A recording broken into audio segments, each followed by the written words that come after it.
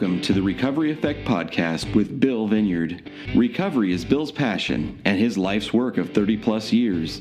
Now it's your turn to experience the Recovery Effect, a powerful mix of recovery, spirituality, philosophy, and most importantly, living life as your true self. Now here's your host, Bill Vineyard.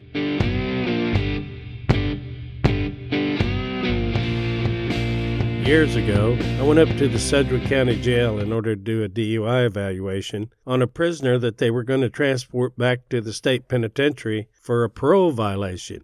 As I was talking with him and getting a history of his prior record, towards the end he told me he had also been convicted of murder. And I said, "Who'd you murder?" He said, "Well, I killed a guy in prison, and they gave me life." And I said, "Why'd you kill him?" And he said, "Because he broke into my locker and stole a carton of cigarettes."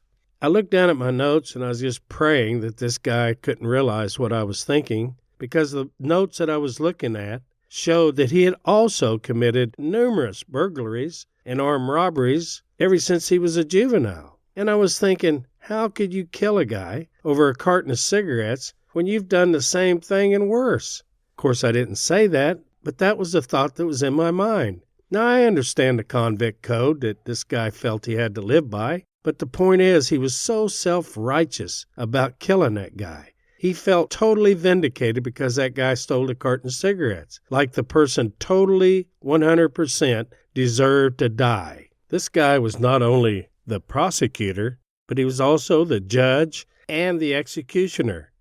He stood in judgment of that guy and sentenced him to death and carried out the execution. Felt a lot of anger towards that guy, until I looked at my own self and saw that I had some of him in me too. Of course, not to that extreme, but nevertheless the same character defect that he had, which is judging people when I have done worse or the same that they have. It seems to be a pretty common practice among us human beings nowadays, especially in this country. In my own little world, I run a recovery home, and we have anywhere from 10 to 15 people living there at a time. We have a house meeting every Sunday and discuss issues related to sobriety or just issues around the house, things that need fixed or chores that are not getting done, stuff like that. But there always seems to be one or two people who cause a bunch of havoc in these meetings. And the problems they cause is that they're always condemning and being mad at someone else in the house. Either they didn't do their chore right, they didn't wash their dishes, they didn't fill the ice tray. And I sit there and I think, we're talking about dying here. If we don't get this program and start working it, we're going to die. Why should we waste our time on these minor little issues? And the ones that bother me the most is when somebody relapses. I had a young man in there one time that relapsed, and I really felt that this relapse could work to his benefit. And so I decided to let him stay, and we'd try to work the program and find out what went wrong. Well, lo and behold, these two people stood up and said, well, they're supposed to be kicked out for at least 3 days and go to detox. And I said, I know, but I think we can work with this guy, and he really doesn't need to be detoxed because he didn't stay out there that long. And they just upset the whole meeting and brought such a negative atmosphere to it. Even though I decided to let the guy stay anyway, those two walked off stomping mad and cussing. And I bet you $1 million they've done the same thing. I bet you they've either been into treatment or into AA and had sponsorships and was working the deal, and I bet they also relapsed at one point in time. But for some reason, they were unable to look at themselves and extend the same compassion that was probably extended to them. But you want to know what? The worst part of all this, especially with that guy that murdered someone, is when I looked at him telling me the story about that murder, I could see pleasure he was getting out of telling me. In other words, killing that guy brought him pleasure. And also with the two people who wanted to kick that guy out for relapsing, I could see that they felt pleasure in the fact that they thought they were better than him. And by hurting him, in other words, getting him kicked out, that brought them pleasure, self-satisfaction, that they stood above him and were doing a better job than him, and that they had the power to hurt him the way they did. That in itself brought them pleasure. People, when a person feels pleasure from others' suffering, that is one of the definitions of evil. I mean, think about it. Good doesn't enjoy others' suffering. They don't derive pleasure from other people's suffering. Only the evil benefits from others' suffering. The good surely doesn't. What bothered me the most in all this was that these two individuals who wanted that guy kicked out was actually working a program and was real involved in helping others. And the reason it bothered me so much is that these two individuals has been in an identical situation he's been in, like we all have. I mean, I couldn't imagine that we couldn't identify with being in a crisis such as this. Can't you remember back in your own drinking and drug use where you felt like you lost it all? That you was either in jail or your wife or your husband had left you or you've lost your kids? That everything seems to be crashing in around you and you put your face in your hands and just wept because you thought all is lost? Surely all of us, or at least most of us, has been in that situation. But yet, even though we've been in that situation, here we are, judging and condemning and hoping for the worst possible outcome for this person that he could get. Man, have we lost our memory on what it used to be like? This reminds me of a Bible story I once read. You know, I love Bible stories because they are just so cool. And Jesus was the best storyteller of all, the best storyteller in the history of the world. You know, whether you're into psychology or philosophy or theology, whatever you're in, English, there's no better stories that can show human behavior better than biblical stories. And they're so short and to the point and simple, anyone can understand them. The story I'd like to bring up is the story of the prostitute that was caught in the very act of adultery. Now, I suspect with that being a capital offense back then, punishable by death, that these prostitutes were pretty secure when it came to practicing their trade.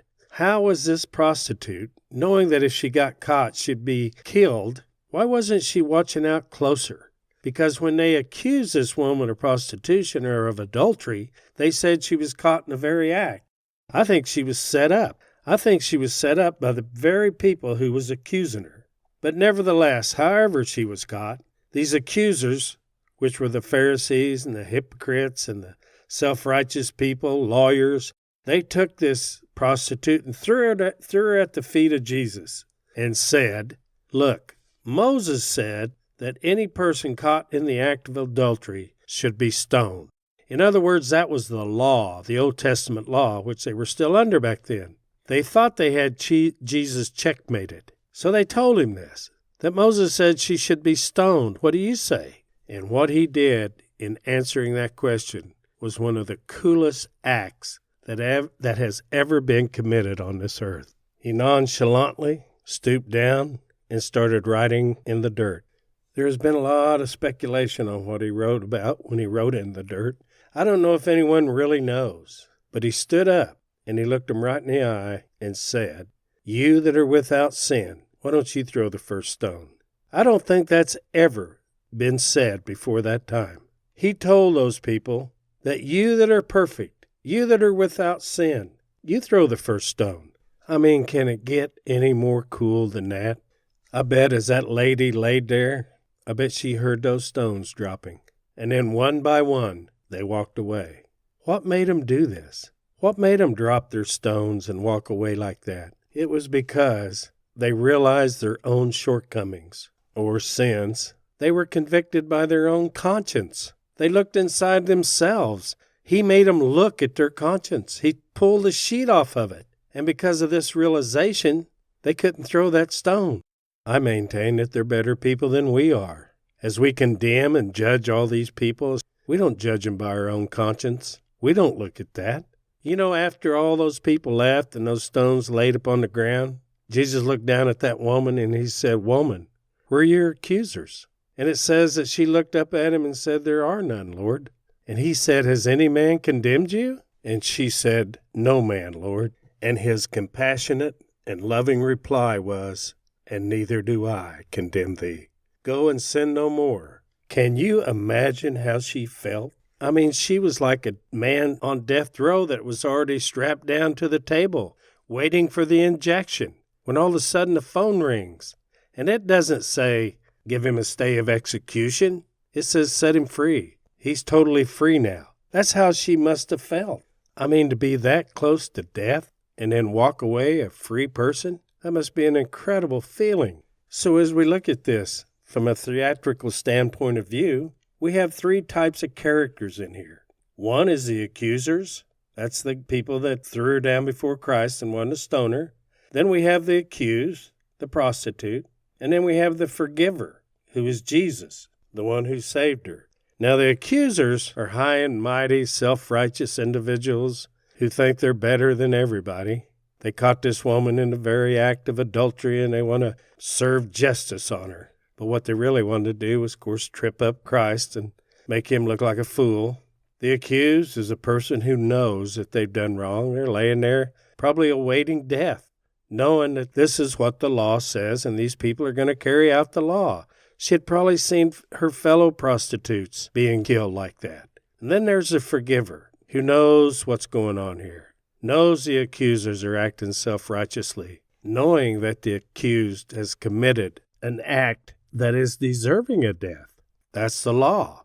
But who also knows that they need forgiveness. And he saved her life by convicting the other people, the accusers, of their own crap, of their own shortcomings, of their own sins. And by that, by getting rid of those accusers, he was able to forgive her and tell her to go and sin no more.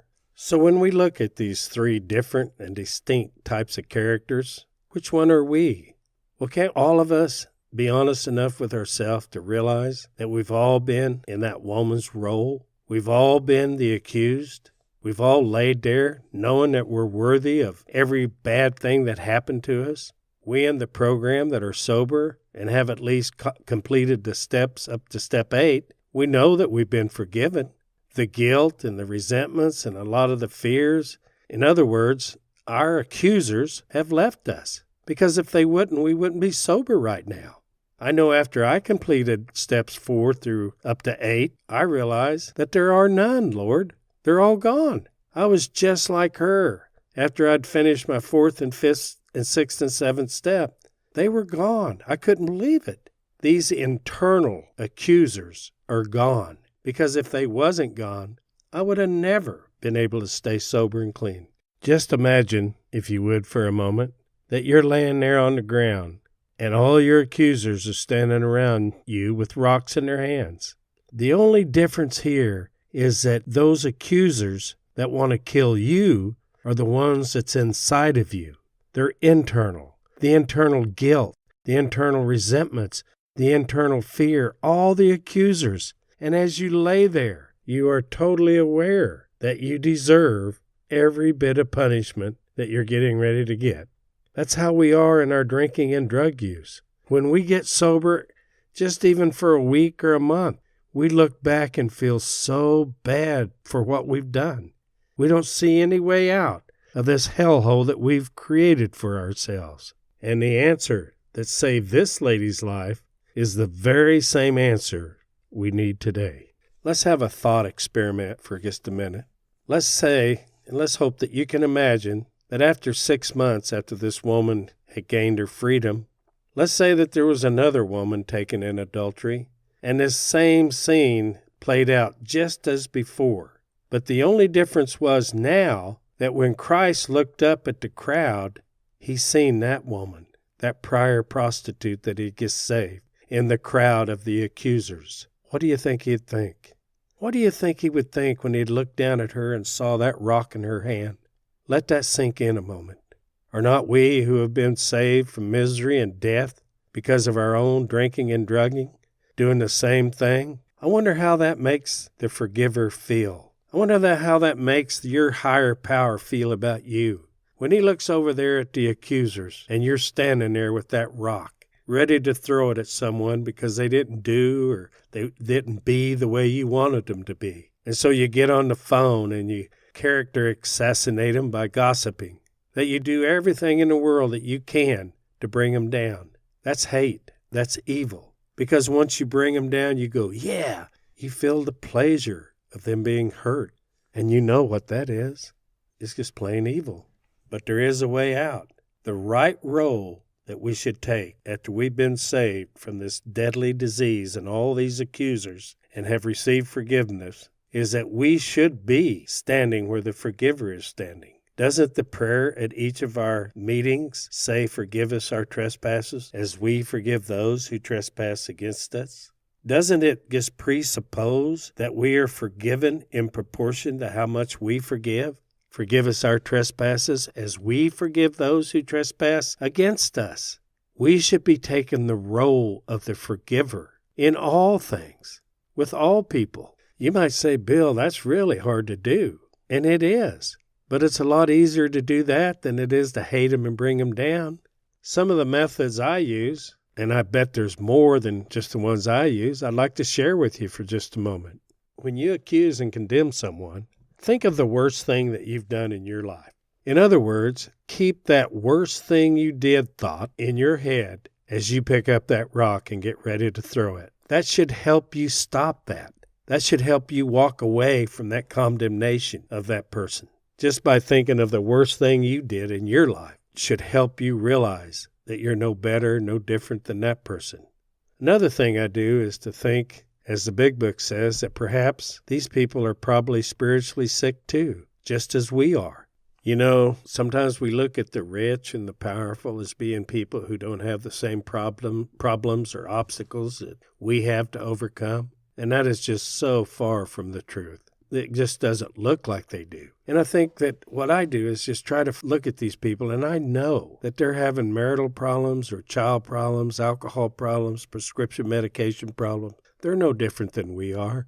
And I have to look at them as having problems just like I do. Another thing I do is I think about the pain and suffering that not only they are going through, but what their family's going through also. And that allows me to have compassion both for him and his family. Another thing I do is also realize that if I throw that rock at him or her, you're really throwing it at yourself. You have proven your own hypocrisy. You have condemned your own self.